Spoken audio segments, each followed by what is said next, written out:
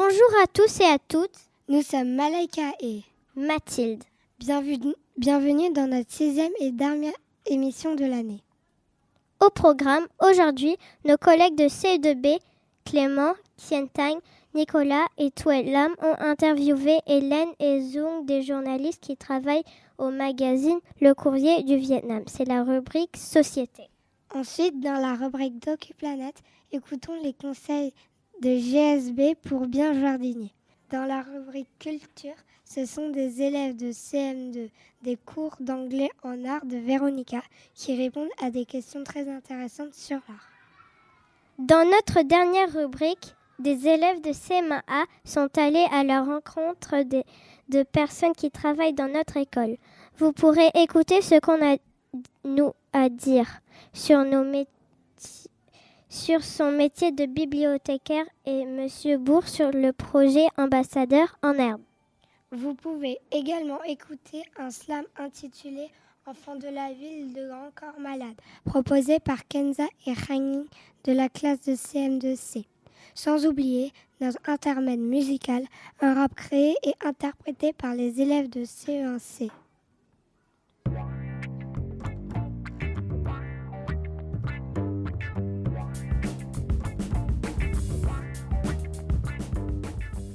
Bonjour, comment vous appelez-vous? Alors, je m'appelle Hélène Duros. Je m'appelle Tung Zung. Depuis combien de temps travaillez-vous au Courrier du Vietnam? Alors moi, je travaille depuis 1 mois et demi parce que je suis en stage. Ça fait 3 ans que je travaille au Courrier du Vietnam.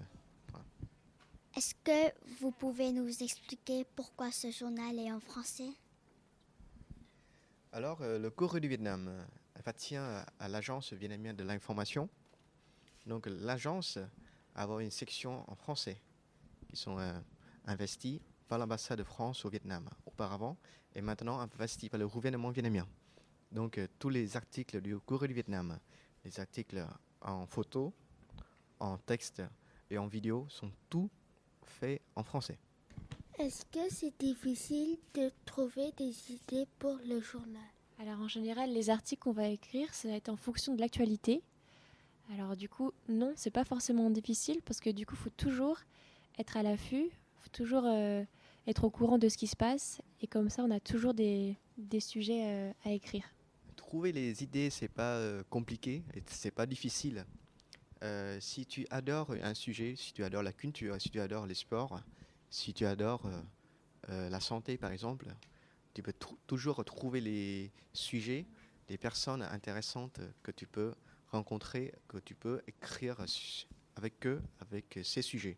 Donc ce n'est pas trop facile de trouver les idées pour ces sujets. Si tu adores bien le sujet, alors tu peux facilement trouver les sujets, les idées, les discussions importantes pour vous. Voilà. Pourquoi avez-vous choisi ce métier? Alors moi, je suis pas encore journaliste, je suis en études, mais j'aimerais faire ce métier parce que j'adore découvrir des choses. Et avec ce métier, on apprend beaucoup. On se forge une véritable culture générale. Et moi, c'était vraiment ça. Mon objectif, c'était en apprendre plus sur le monde et pouvoir ensuite le retranscrire et l'expliquer aux autres. Avant, j'ai fait les études en France et j'ai fait les études en droit, si vous voulez un essai. Mais lorsque je retourne ici, j'ai fait des études ensuite en journalisme. Et je deviens journaliste maintenant, depuis 3 ans. Ce que j'aime bien devenir journaliste, c'est que je peux rencontrer les gens. Je peux rencontrer tout le monde en direct. Et je peux discuter avec eux, je peux écouter leur histoire, écouter leur partage, les discussions sur tous les sujets qu'ils aiment. Ce pas les sujets que j'aime, mais ce sont les sujets que tout le monde, auxquels tout le monde s'intéresse. Donc c'est intéressant parce que tu peux comprendre mieux la vie, découvrir mieux le monde, découvrir ce que tu ne connais pas encore. Donc c'est aussi, tu peux apprendre beaucoup de choses sur la vie. Vous êtes journaliste. Est-ce que vous pouvez nous expliquer ce que c'est exactement? Ok, un journaliste, il faut définir comment un journaliste, qu'est-ce qu'un journaliste fait en fait. Un journaliste, c'est reporter quelque chose. Reporter, ça veut dire tu parles de matière la vérité sur telle ou telle chose. Mais comment tu peux reporter, tu peux écrire, tu peux faire les photos, tu peux faire les montages en vidéo, tu peux aussi faire des enregistrements sonores comme ça. C'est toujours le métier d'un journaliste. Oui, ce qui est important aussi, c'est la notion de vérité. C'est très important quand on traite un sujet, il faut toujours raconter ce qui se passe, ne pas inventer des choses et retranscrire vraiment tel quel les sujets, les événements. Qu'est-ce qui vous passionne dans votre métier? Du coup, ça rejoint un petit peu pourquoi j'ai voulu faire ce métier. Et c'est vrai que la notion humaine est très importante. Rencontrer de nouvelles personnes, apprendre un peu leur passé, ce qu'ils font. Pareil, comprendre aussi les choses, découvrir, se forger une culture générale, découvrir plein de nouveaux événements.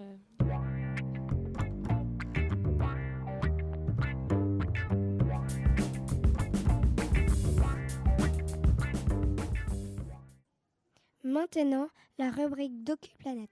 Nous écoutons les conseils de jardinage des GSB.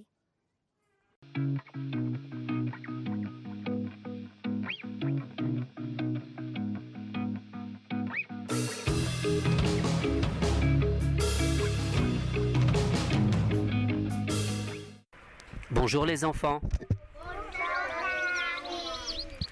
Alors aujourd'hui, nous allons parler du jardinage. Il y a 2 mois, vous avez semé des graines dans le jardin de l'école.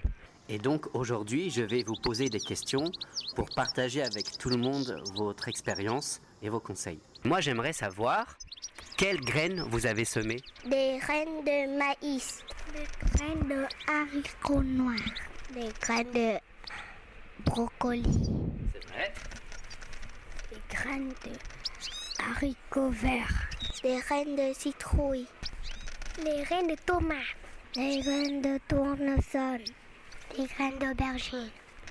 Des graines de riz. On avait poussé un petit jacquier. Oui, c'est vrai. Est-ce qu'il a poussé alors, l'arbre du jacquier? Oui. Oui, c'est vrai. On peut même le voir dans le jardin. Il a fait déjà au moins 4 feuilles. Vous avez semé ces graines il y a 2 mois. Et alors, qu'est-ce qui a poussé le plus vite? Le maïs et les haricots noirs. Très bien. Alors, est-ce que vous pouvez expliquer à tout le monde comment on fait pour semer des graines? D'abord, il faut arracher les mauvaises herbes. Attention à bien arracher les racines. Pourquoi il faut arracher les racines des mauvaises herbes? Parce que sinon, ça repousse. Très bien. Et avec quoi on arrache les mauvaises herbes, Mingfang? Avec les mains et la fourche. D'accord. Et après alors? Après, il faut creuser des trous dans la terre. Oui. Et avec quoi on creuse des trous dans la terre? Avec les bêches. Très bien, avec une bêche. Ensuite, il faut semer des graines dans des trous. D'accord, mais est-ce que vous avez un conseil à donner? Il faut laisser de l'espace entre les graines. Très bien, et ensuite? Après, il faut recouvrir les graines avec de la terre. Sinon, les oiseaux, ils mangent tous les graines. Voilà. Et enfin, il faut arroser. Il faut mettre un petit peu d'eau. Pourquoi?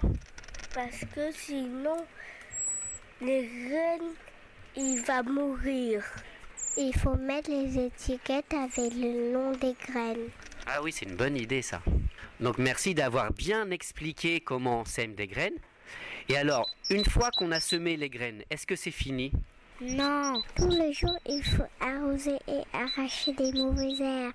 D'accord, très bien Yana. Pourquoi vous aimez faire du jardinage?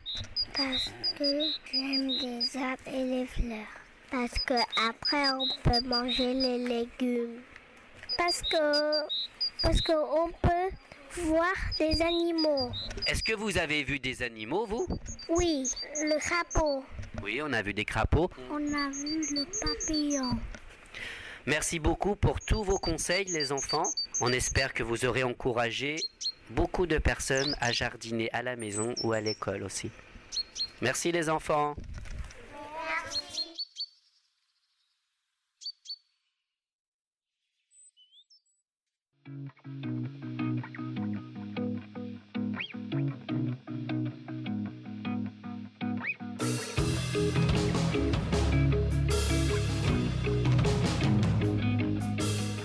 Sans perdre un instant, voici une rubrique culture en anglais, proposée par les élèves de CM2 en Émile Art, l'art en anglais.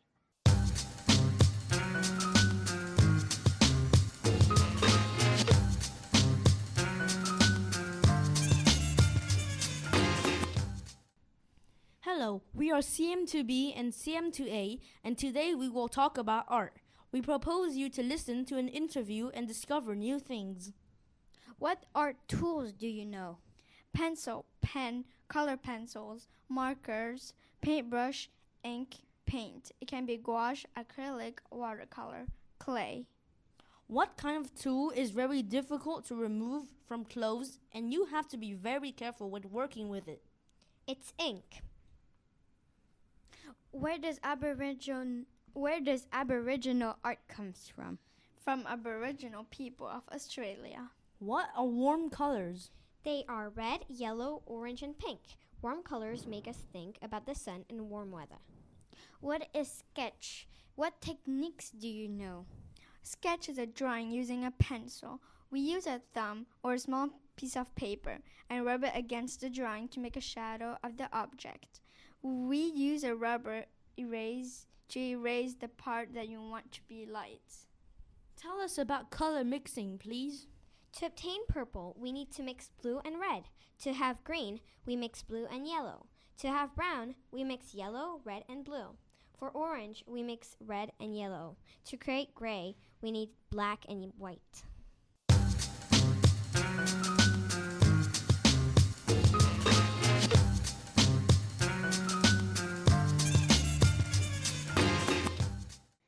Tout de suite, écoutez Enfants de la ville de Grand Corps Malade, interprété par Kenza et Rangli. Enfants de la ville. Là où les appartes s'empilent, je suis un enfant de la ville. Je sens le cœur de la ville qui cogne dans ma poitrine. J'entends les sirènes qui résonnent, mais est-ce vraiment un crime d'aimer le murmure de la rue et l'odeur de l'essence? J'ai besoin de cette atmosphère pour développer mes sens. Je suis un enfant de la vie, je suis un enfant du bruit. J'aime la foule quand ça grouille, j'aime les rires et les cris. J'écris mon envie de croiser du mouvement et des visages. Je veux que ça claque, que ça sonne, je ne veux pas que des visages. Je suis un enfant de la ville, je suis un enfant du bruit. J'aime la foule quand ça grouille, j'aime les rires et les cris. J'écris mon envie de croiser du mouvement et des visages. Je veux que ça claque, ça sonne, je ne veux pas que des visages. Je trempe ma plume dans l'asphalte, il est peut-être pas trop tard pour voir un brin de poésie même sur nos bouts de trottoir. Le bitume est un shaker où tous les passants se mélangent. Je ressens ça à chaque heure et jusqu'au bout de mes phalanges. Je dis pas que le béton c'est beau, je dis que le béton c'est brut. Ça sent le vrai, l'authentique, c'est peut-être ça le truc. Quand on le regarde dans les yeux, on voit bien que ça reflète nos vies. Et on comprend que Sam et hip-hop ne pouvaient naître qu'ici. Grand Corps Malade. Maintenant, un rap inventé et chanté par les élèves de CE1C.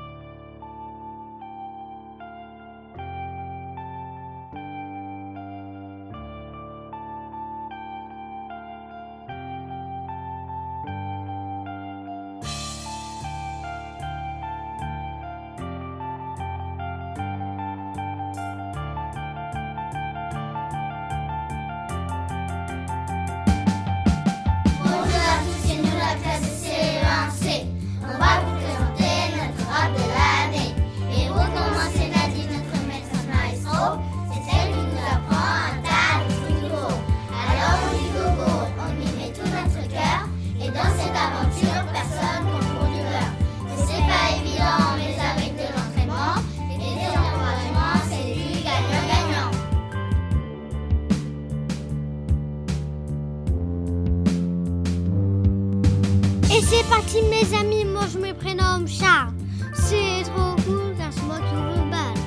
Moi c'est Arthur et oui j'ai vive allure pour commencer cette très grande aventure.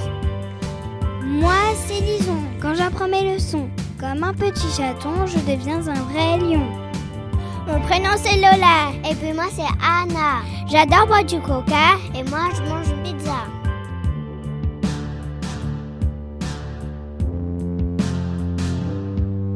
Bon bah moi je vous le dis, je m'appelle Doukai.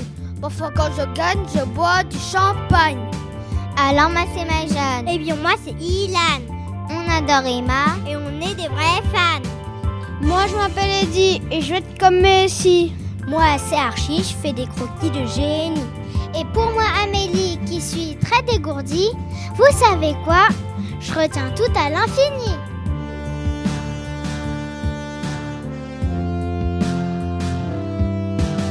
Je m'appelle Eva et je chante a cappella. Eh bien moi c'est Luna et je dis on y va.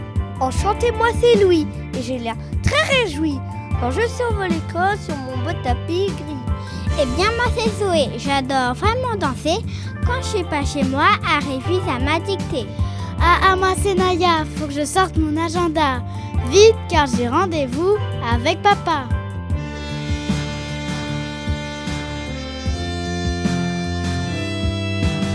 Je m'appelle Joseph et je me conduis comme un chef. Bref, je vois toujours le monde en relief. Je m'appelle Novak et je saute dans les flaques. Toujours vêtu de mon anorak. Nous c'est les Ming et moi je suis Luling. Oh la petite Ming, quand on grandit. Et moi je suis Dokui, j'aime la géométrie, mais surtout faut pas être étourdi.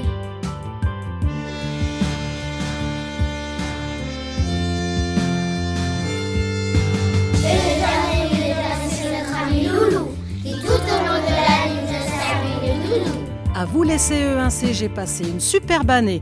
Un grand merci à tous, je suis pas prête de vous oublier.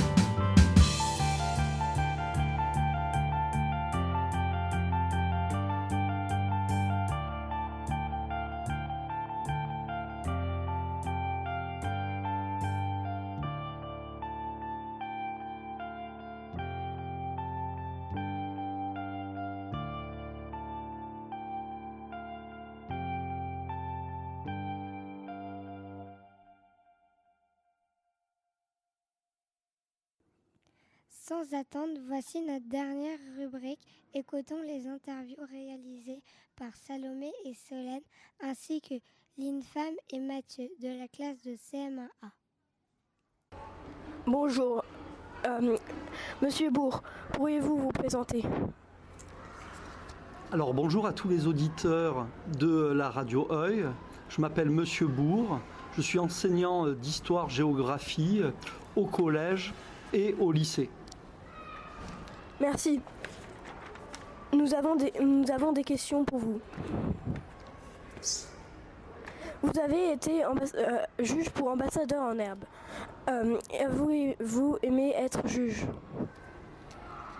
Alors, avant d'être juge, ou jury plutôt, membre du jury pour le concours ambassadeur en herbe, d'abord, j'étais accompagnateur. J'ai été accompagnateur durant 2 années pour amener les élèves de l'équipe de Hanoï d'ambassadeurs en herbe au final de zone, donc dans des villes d'Asie-Pacifique comme Pékin ou Jakarta. Alors, j'ai été amené, dans le cadre de ces fonctions, d'effectuer le rôle de jury. C'est un travail très très exigeant, puisqu'il nous faut, de manière extrêmement objective, sélectionner les meilleurs ambassadeurs pour la zone Asie, qui partira à Paris pour la grande finale organisée par l'AEFE. Donc c'est vraiment une tâche difficile, et heureusement que nous sommes plusieurs et que nous pouvons donc nous concerter pour effectuer nos choix. Pensez-vous que les élèves avaient bien préparé leur discours? Alors, Ambassadeur en herbe, effectivement, choisit chaque année, les organisateurs organisent chaque année une thématique. Donc il faut bien sûr préparer les joutes, il faut être au courant de l'information, notamment en ce qui concerne les thèmes traités dans ce concours. Mais Ambassadeur en herbe, c'est aussi chercher des gens qui sont capables de répondre à des questions de manière spontanée. Donc il ne faut pas non plus que ça soit trop préparé comme un exposé. Et il ne faut pas non plus arriver sans avoir préparé du tout. Donc c'est un juste milieu entre préparation et spontanéité.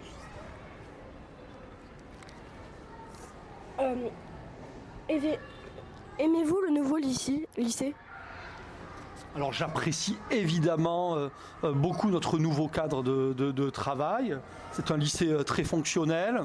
On y trouve le confort et toutes les installations qui permettent de mener nos cours. Donc oui, j'apprécie beaucoup le nouveau lycée. Et nos conditions de travail se sont nettement améliorées depuis la rentrée. Préférez-vous être professeur de collège ou de primaire ? Alors je n'ai jamais enseigné au primaire en fait. Donc ce n'est pas mon cœur de métier. Ça doit être quelque chose de très très particulier puisque les instituteurs, les institutrices ont les élèves toute la journée et durant toute l'année. Alors moi c'est un petit peu différent. J'ai beaucoup de classes, j'ai 7 classes actuellement et je vois les élèves en moyenne 3 heures par semaine. Donc je les vois moins souvent. En revanche, je peux les avoir plusieurs années consécutives.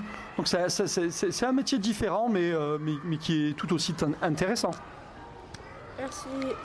Merci, au revoir. Quel âge as-tu ? Bonjour, je me présente. D'abord, c'est Julie Briontran et je suis documentaliste et j'ai 38 ans. Qui sont tes collègues ?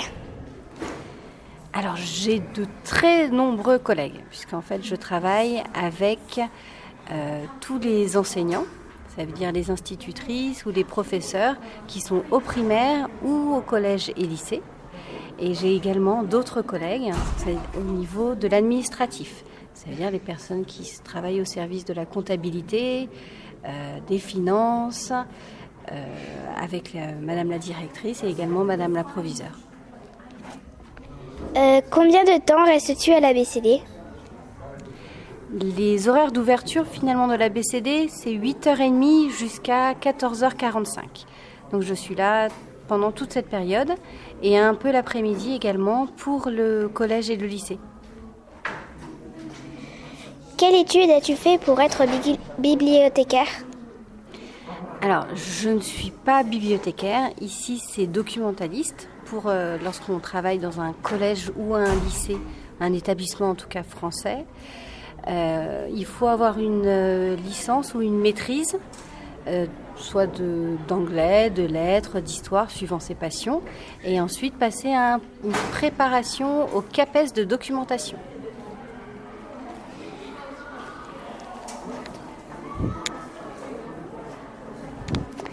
Que fais-tu à l'ABCD ?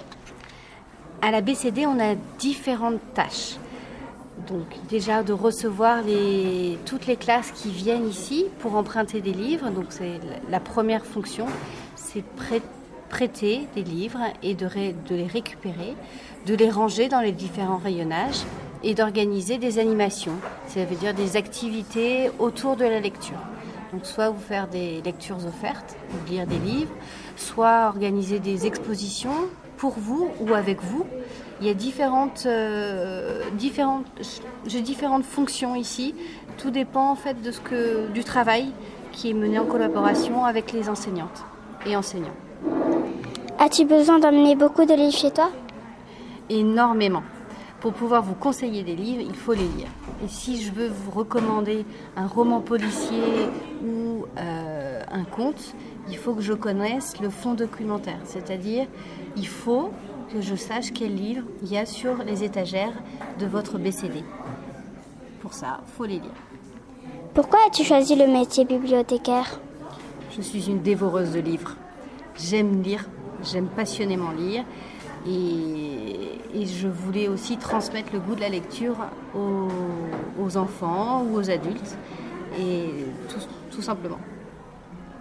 Depuis combien de temps travailles-tu à Hanoï? Alors, à Hanoï, que depuis 1 an et demi. C'est tout récent. Je viens d'arriver. Quelle sorte de livres aimes-tu? Mes romans, mes livres préférés? J'aime beaucoup les policiers. Tout ce qui est fantasy, tout ce qui est un peu surnaturel. J'aime en fait beaucoup de choses, je dirais tout, presque.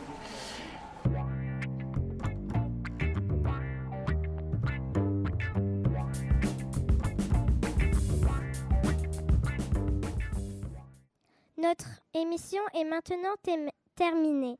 Merci chers auditeurs, à l'année prochaine. Bonnes vacances!